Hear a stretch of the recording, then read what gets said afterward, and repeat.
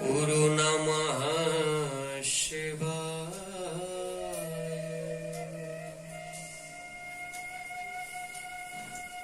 नमस्कार, सादर जय श्री कृष्ण। एक बार पुनः स्वागत है आप सभी का हमारे कार्यक्रम भागवत कथा। विगत सत्र में हमने श्रवण किया भगवान श्री कृष्ण पांडवों को लेकर जहां पर अर्जुन के बाणों से जिनकी पूरी देह विदीर्ण हो चुकी है और जो बाणों की सैया पर ही शयन कर रहे हैं, ऐसे भीष्म पितामह के पास भीष्म पितामह ने अपने अंतिम समय में भगवान से अद्भुत पुष्पताग्रा छंद में स्तुति की, जिसका वर्णन हमने पिछले सत्र में श्रवण किया। और भावी राजा जो कि अब हस्तिनापुर के राजा बनने वाले हैं, ऐसे महाराज युधिष्ठिर को बहुत सुंदर उपदेश दिया। दान धर्मान राज धर्मान। दान धर्म,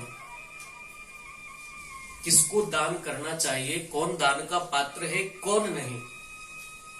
राजधर्मान, राजधर्म क्या होता है, एक राजा का धर्म क्या है, उसका किसके प्रति कैसा व्यवहार हो, उसका प्रजा के प्रति कैसा व्यवहार हो, उसका अपनों के प्रति उसका कैसा व्यवहार हो, और स्त्री धर्मान, स्त्री के प्रति उसका कैसा व्यवहार हो। इन कुछ धर्मों के बारे में महाराज युधिष्ठिर को बताया और किस तरह एक राजा को जीवन जीना चाहिए जिससे कि वो अपने अंतिम समय को भी सुधार पाए, वो अपने धर्म अर्थ काम और मोक्ष चारों पुरुषार्थों की सिद्धि कर ले। इस तरह का बड़ा अद्भुत जीवन जीने की कला भीष्म पितामह ने युधिष्ठिर को सिखाई। और भगवान की स्तुति करते करते बड़े बड़े ऋषियों के, देवताओं के सानिध्य में, उनकी सन्निधि में भगवान का दर्शन करते हुए और भगवान से विष्णु पितामह कहते हैं, प्रभु जब तक आप मेरे सामने खड़े हो ना, तब तक मुस्कुराते रहो। मैं आपकी मुस्कुराती हुई छवि का दर्शन करके अपने प्राणों को त्यागना चाहता हूं। सदैव देवो भगवान प्रतीक्षताम् कलेवरं यावदिनं प्रसन्नः सारुणलोचनो नसन्। प्रसन्नः सारुणलोचनो नसन्। जब तक आप मेरे सामने खड़े मुस्कुराते रहिए प्यारे, क्योंकि जब तक आपकी मुस्कान का दर्शन करता हूं मुझे और कुछ दिखाई ही नहीं पड़ता। और बड़े बड़े ऋषियों ने, मुनियों ने भगवान की जो मंदहास है परमात्मा का, उसका बड़ा सुंदर अपने अपने ढंग से उसका जो है वर्णन किया है। ब्रजवासी तो कहते कन्हैया तेरी मुस्कान में बड़ो जादू है भैया। कुछ ब्रजवासी कहते हैं नंद लला तुम होते लली तो गले कट जाते करोड़न के। अरे नंद के छोरा अच्छो है भैया, तू छोरा है, यदि तू छोरी हो तो, यदि तू लड़की हो तो तेरे पीछे करोड़ों के गले कट जाते। संत तो बड़ी सुंदर बात कहते हैं, लखी जिन्ह लाल की मुस्कान, तीन्हा ही बिसरी वेद विधि, सब योग संयम ज्ञान। बोले प्रभु आपकी मुस्कान का एक बार जो दर्शन कर लेना, वो वेदों के भीतर जितनी विधियां हैं वो सब भूल जाता है कि किस तरह आपकी पूजन होती है, किस तरह आप आपके लिए पाठ करते हैं, किस तरह आपका दर्शन करने की क्या विधि है। वो तो बस एक टक निहारता रहता है, वो अपना सब ज्ञान भूल जाता है, वो अपना संयम छोड़ देता है, वो उसको भी भूल जाता है, वो योग भूल जाता है। बड़े बड़े योगी जो योग में लीन है, वैसे भी एक बार आपकी मुस्कान का दर्शन कर लेना प्यारे, तो फिर वो अपना योग भूल जाते हैं। नेम व्रत आचार पूजा पाठ गीता ज्ञान, लखी जिन्ह लाल की मुस्कान। और जो जो बड़े बड़े नेमधारी है, व्रतधारी है, वो अपना व्रत भी भूल जाते हैं। नेम, व्रत, आचार, किस तरह का आचरण होना चाहिए। हाँ, गोपियां लज्जा में आपकी मुस्कान का दर्शन करती तो अपनी लज्जा भूल जाती है। उसको अपनी सास के सामने कैसे रहना है, उसको अपने पति के सामने कैसा रहना है, इन सबको बिसर जाती है। कब आपका दर्शन करते करते माथे से जो घूंघट माथे पर पड़ा है वो कब फिसल जाता है पता नहीं। वस्त्र अस्त व्यस्त हो जाते, वो अपना भान भूल जाती है। आपकी मुस्कान का एक बार जो दर्शन करेंगे। नेम, व्रत, आचार, पूजा पाठ, बड़े बड़े पंडित अपना पूजा पाठ भूल जाते हैं। और वैसे भी बड़ी बड़ी पूजाओं पर आपने कहा ध्यान दिया है। आपका तो श्रद्धा पर मन है। जहां श्रद्धा होती प्रभु आप वहां प्रकट हो जाते हैं। और बस आपकी एक मुस्कान का किसी को दर्शन हो जाए, उसका तो जीवन सफल हो जाता है। प्यारे विष्णु पितामह कहते हैं, आप मेरे सामने खड़े हैं तो इस तरह मुंह लटका कर न खड़े रहिए। जब तक आप खड़े हैं मुस्कुराते रहिए। और किसी को एक क्षण आपकी मुस्कान का दर्शन हो जाए, उसका कल्याण हो जाता है। मैं कितना सौभाग्यशाली हूं, आप मेरे सामने खड़े हैं और मैं अपने प्राणों को त्याग रहा हूं, वो भी आपकी मुस्कान का दर्शन करते हुए। सज्जनों, भीष्म पितामह जो है उनकी मृत्यु के समान अन्य किसी की मृत्यु इतनी मंगलमयी नहीं हुई है। बहुतों को भगवान ने अपने हाथों से मारा होगा, बहुतों को भगवान की गोद में, जैसे गिद्धराज जटायु है, ऐसे भगवान की गोद में मरे हैं। परंतु एक भीष्म पितामह ऐसे हैं जिन्होंने भगवान को इत्मीनान से, मुस्कुराते हुए, दर्शन करते हुए अपनी स्वेच्छा से अपने प्राणों को त्यागा है। बताइए इतनी अद्भुत मृत्यु किसकी होगी। और हर व्यक्ति की अभिलाषा तो इतनी है ना, सब यही गाते हैं, इतना तो करना स्वामी जब प्राण तन से निकले, गोविंद नाम लेकर यह प्राण तन से निकले।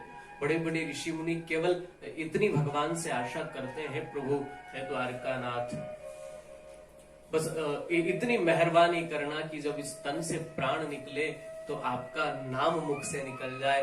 परंतु यहाँ नाम नहीं, यहाँ तो साक्षात भगवान ही सबमुख खड़े हैं।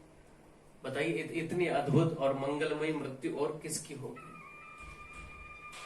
तो ऐसे विष्णु पितामह ने भगवान की स्तुति करते करते पांच भौतिक प्राणों का त्याग किया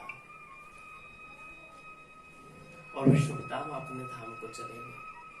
भगवान पुनः लौट करके आए और अब की बार भगवान जो है द्वारिका जाने के लिए उद्यत हुए। अर्जुन ने कहा, प्रभु मैं आपको अकेले नहीं जाने दूंगा, मैं भी साथ चलूंगा। और अर्जुन भी भगवान के साथ द्वारिका पहुंचे। द्वारिका में भगवान का बड़ा अद्भुत और भव्य स्वागत हुआ, क्योंकि बहुत दिनों बाद भगवान आए हैं। और भगवान का परिकर तो आप जानते ही हैं, 16,108 उनकी रानियां और उनसे पुत्र इत्यादि होकर उनकी संख्या करोड़ों में है। तो सबको भगवान की प्रतीक्षा थी। और जैसे ही आज सबकी प्रतीक्षा पूरी हुई तो पूरा द्वारिका जो है वो एक महोत्सव बन गया। द्वारिका में भगवान जैसे ही द्वारिका में प्रवेश किए, अपने पांचजन्य नामक शंख को बजाए, प्रत्येक द्वारिका वासी का मन आह्लादित हो गया। अरे वाह, हमारे प्रभु आ गए। जब तक राजा ना हो ना राज्य में, तब तक बिना प्राण के वो राज्य होता है। राज्य का प्राण जो है, राज्य की श्वास जो है, वो राजा है, वो नायक है, वो नरेश है वहां का। सब ब्रजवास, जितने द्वारकावासी सब बड़े प्रसन्न हो गए, प्रमोदित हो गए। भगवान का आगमन देखकर सबने अपने अपने तरीके से भगवान का स्वागत किया और भगवान ने भी सबकी इच्छा को पूर्ण किया है। भगवान की 16,108 रानियां थी। यहाँ पर बड़ा जो है संकट खड़ा हो सकता था, क्योंकि भगवान इतने दिन बाद आए, सबसे पहले किससे मिलने वाले। ये एक बड़ी समस्या, चुनौती थी भगवान के सामने, क्योंकि यदि भगवान एक से मिलते तो दूसरी स्वाभाविक नाराज हो जाएंगी, क्योंकि आप इतने दिन बाद आए और सबसे पहले उससे जाकर के मिले। भगवान के बच्चे जो है वो सोचते, देखो पिताजी सबसे पहले उनसे मिल रहे, हमसे नहीं मिले, उस रानी के बच्चों से मिल रहे। तो भगवान ने यहाँ पर एक बड़ा व्यापक स्वरूप लिया भगवान ने। प्रत्येक द्वारकावासी केवल अपने परिकर ही नहीं, द्वारका में अन्य जो वासी थे, परिवार के अलावा भी जो लोग थे, जो प्रजा थी, उनको भी भगवान मिल रहे। और किस तरह सबको ऐसा लग रहा है बोले सबसे पहले भगवान आकर के मुझसे ही मिले। ये भगवान का ये दृष्टिकोण है, ये दिखाता है हमको कि एक राजा कैसा होना चाहिए। एक राजा को सबके हित का ध्यान होना चाहिए, केवल अपने परिकर का ही नहीं हो। आजकल हम लोग देख रहे हैं, आजकल लोग अपने पुत्रों को बड़े वंशवादी हो गए लोग, भाई हम यहाँ पर टिके हुए सत्ता में तो हमारा बेटा हो, हमारा भतीजा हो। और आजकल इस पर बड़ा विरोध चल रहा है। केवल उस पर उनका ध्यान केंद्रित है जिसने हमें यहाँ पर बिठाया है, इस स्थान, इस पद को जिसने हमें दिया है, उसकी चिंता किसी को नहीं। उसकी क्या समस्याएं, उसको सुनने का किसी को कोई पड़ी नहीं। बस वो अपने हित में लगे हुए हैं कि ये कुर्सी मेरे बाद मेरे बेटे के पास रहे, बेटे के बाद उसके बेटे के पास रहे, जैसे जैसे उनके बाप दादा की कोई जागीर हो। इसलिए एक राजा का, एक नेता का, एक लीडर का जो है दृष्टिकोण, वो सबके लिए बराबर होना चाहिए। उसके लिए परिवार भी उतना ही महत्वपूर्ण है और प्रजा भी उतनी ही महत्वपूर्ण है। सारी प्रजा ही उसका परिकर है, वो सारा परिवार ही उसका जो है प्रजा है। प्रजा ही परिकर है, परिकर ही उसके लिए प्रजा है। भगवान सबसे यथोचित मिले हैं और आनंद के साथ द्वारिका में अर्जुन भगवान के साथ निवास करने लगे। इधर कालांतर में जिस बालक को भगवान ने बचाया था उत्तरा के गर्भ में, भागवत तो कहती है वो बालक नष्ट ही हो चुका था, भगवान ने उसे पुनः जीवन दान दिया है। तो जिस बालक को भगवान ने बचाया, उस बालक का जन्म हुआ और उसका नाम परीक्षित रखा। परितः इच्छति इति परीक्षितः, जो सबको परीक्षा की दृष्टि से देख रहा है, क्योंकि वो जानना चाहता है कि मैं जब मां के गर्भ में था और मुझे वो ब्रह्मास्त्र नष्ट कर चुका था, तो मुझे पुनः जीवन दान किसी ने दिया था आकर के। और वो जो आकर के जिसने मुझे जीवन दान दिया था वो कहीं दिखाई नहीं पड़ रहा, तो वो हर शक्ल में उसकी शक्ल ढूंढता है, वो हर चेहरे में उसका चेहरा ढूंढता है, वो हर नूर में उसका नूर ढूंढता है। इसलिए वो बड़ी परीक्षा की दृष्टि से सबको देखता है, कहीं ये तो वो नहीं है, कहीं ये तो वो नहीं है। इसलिए उसके उस उतावलेपन, उस परीक्षा की दृष्टिकोण के कारण ही उसका नाम परीक्षित रख दिया। भाई ये तो सबको परीक्षा की दृष्टि से देखता है, ये सबकी मानो परीक्षा ले रहा है, ये इस तरह इतना आतुर होकर देख रहा है, तो इसका नाम परीक्षित ही रख दो। वैसे उसका नाम जो है वो विष्णुरात है। विष्णुना रातः दत्तः इति विष्णुरातः, विष्णु की कृपा से जिन्होंने दिया है, भगवान विष्णु ने इसे दिया है, इसलिए इसका नाम विष्णुरात है। क्योंकि ये तो लगभग नष्ट हो चुका था गर्भ में, पुनर्जीवन दान भगवान ने इसे दिया है। उसका नाम हुआ परीक्षित। और कहते भगवान भी इस परीक्षित को आशीर्वाद देने एक बार आए और फिर चले गए परमात्मा।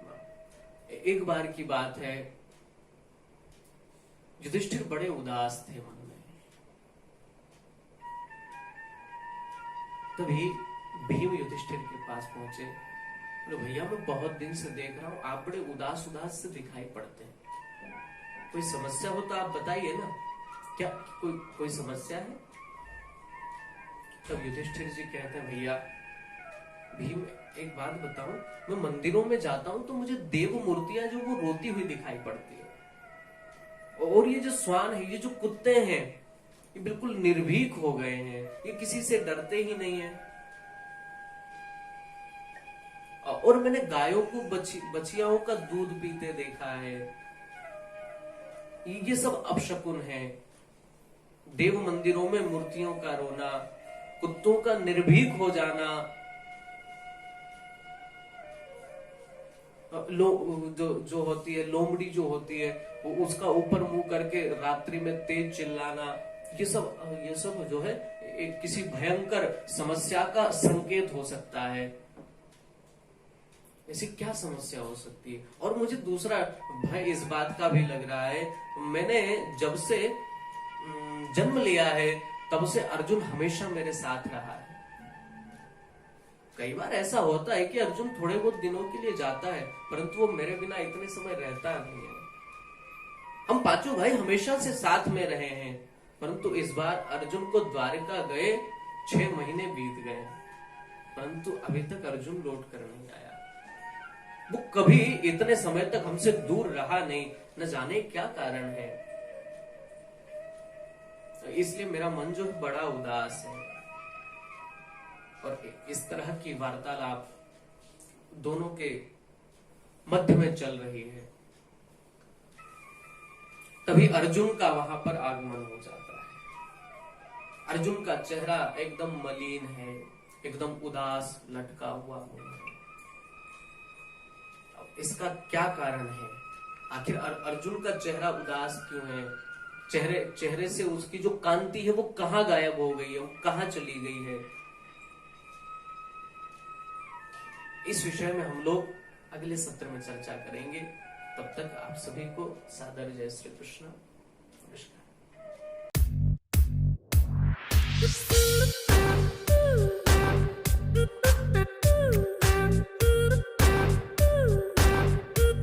नमस्कार।